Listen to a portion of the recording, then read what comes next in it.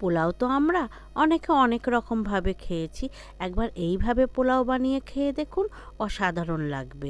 খুবই সুন্দর হয় নিরামিষ এই ভেজ পোলাও। এই পোলাও বানানোর জন্য খুব বেশি জিনিস লাগে না। শীতকাল যেহেতু ঘরে এই সব জিনিসগুলো থাকে, তো এখানে অল্প করে সব কিছু নিয়েছি। ফুলকপি, বিনস, গাজর, ক্যাপসিকাম, মটরশুঁটি, কাজু আর নিয়েছি পনির। পনিরটাই একটু বেশি নিতে হবে, যেহেতু এটা আমি পনির দিয়ে ভেজ পোলাও বানাবো।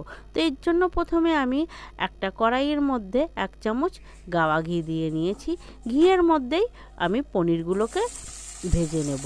পনিরগুলো হালকা লাল করেই ভেজে নেব। পনিরগুলো একটু ভেজে নিলে না বেশ দেখতেও সুন্দর হয়, খেতেও ভালো লাগে, আর পোলাওয়ের মধ্যে দিলে ভেঙে যাওয়ার সম্ভাবনাটা খুবই কম থাকে। তো আমি পনিরগুলোকে না বেশ হালকা লাল লাল করেই ভেজে নিয়েছি দেখুন। এবার এই পনিরগুলোকে আমি তুলে নিচ্ছি।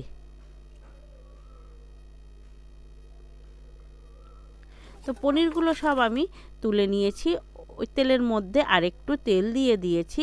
পোলাওতে একটু তেল বেশি দিতে হয়, না হলে না গা জড়িয়ে জড়িয়ে যায়। ওর মধ্যে দিয়েছি গোটা জিরে, এলাচ, লবঙ্গ, দারচিনি আর একটা স্টার অ্যানিস দিয়েছি। দিয়ে ছোট ছোট করে কেটে নেওয়া আলু আর ফুলকপিটাকে না একটু ভেজে নিচ্ছি।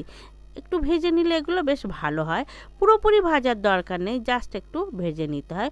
ওর মধ্যে দিয়ে দিলাম বিনস, গাজর, কাজু দিয়ে ক্যাপসিকাম দিয়েছি। দিয়ে এটাকে না একটু হালকা করে ভেজে নিচ্ছি। একেবারে কাঁচা দিলে একটু কাঁচা গন্ধ ছাড়বে, সেই জন্য এটাকে হালকা ভেজে নিচ্ছি। দেখুন বেশ ভাজা হয়ে এসছে, আলু টালুগুলো গায়ে একটু হালকা দাগ ধরে নিয়েছে।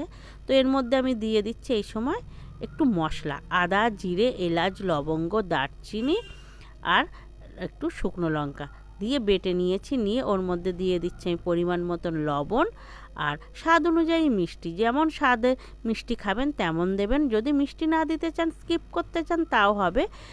দিয়ে এটাকে আমি কষিয়ে নিচ্ছি। এবারে দিয়ে দিলাম ওর মধ্যে মটরশুঁটিটাও দিয়ে একটু ভালো করে কষিয়ে নিচ্ছি। মশলা কষানো হয়ে গেছে, তেল ছেড়ে দিয়েছি। এবার এর মধ্যে একটা বাটির মাপ করে আমি 1 বাটি বা 2 বাটি যেমন আপনি নেবেন চাল, সেই চালটাকে না আমি ভিজিয়ে রেখে দিয়েছিলাম। তবে হ্যাঁ, যে বাটির মানে যে পাত্রের মাপে আপনি চাল নেবেন, জল কিন্তু তার 2 গুণ। অর্থাৎ 1 বাটি চাল নিলে আপনাকে 2 বাটি জল দিতে হবে। এই জলটাই কিন্তু ঠিকঠাক মাপ দিলে আপনার পোলাওটা হবে ঝরঝরে। তো আমি এখানে দেখুন দিয়ে চালটাকে দিয়ে মশলা দিয়ে ভালো করে সব কষিয়ে নিয়েছি।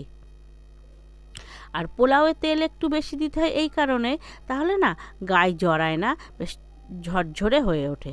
তো আমি মশলার বাটিটা ধুয়ে দেখুন প্রথমে 1 বাটি দিলাম, আর দিয়ে দিলাম আর 1 বাটি জল।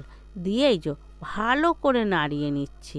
নিয়ে এবার এটাকে না ঢাকা দিয়ে ফোটাতে হবে, আর পুরো সেটা লো ফ্লেমে। তো ওর মধ্যে ভেজে রেখে দেওয়া পনিরগুলোও দিয়ে দিয়েছি।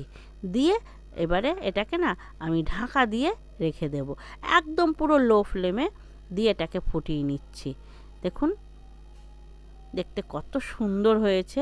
তো যাই হোক না বন্ধু, যেমনই হোক না কেন, এই পোলাও কিন্তু নিরামিষ যে মানে ভোগের জন্য খুবই অপূর্ব সুস্বাদু খেতে হয়।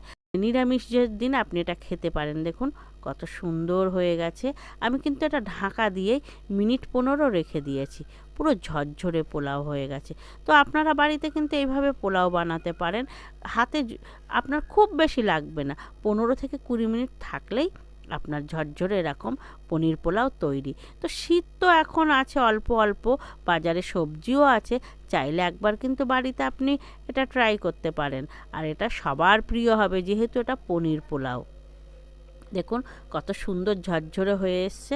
তো বন্ধুরা, আমার ভিডিওটা কেমন লেগেছে কমেন্টে কিন্তু অবশ্যই জানাবেন।